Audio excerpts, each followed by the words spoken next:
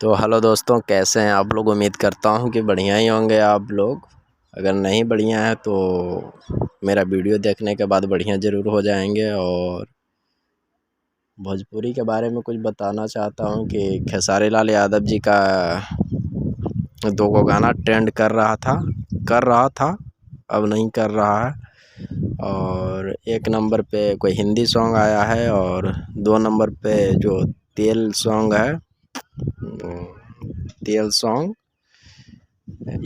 2 number पे trend कर रहा है और 7 मिलियन क्रॉस कर चुका है।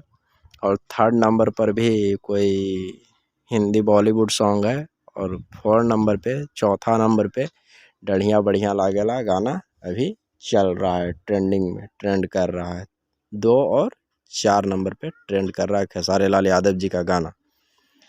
सुन लिया तो बढ़िया है, अगर नहीं सुने हैं तो जा कर के सुनिए और अपना जो आशीर्वाद है, प्यार है, दुलार है, कमेंट सेक्शन में ज़रूर दें और बताएं कि वो गाना कैसा लगा और क्या है ना है। और अगला वीडियो बहुत जल्द आएगा। तो चलिए, इसी साथ हम अपना वाणी को विराम देना चाहते हैं और जय हिंद, जय भोजपुरी, जय बिहार।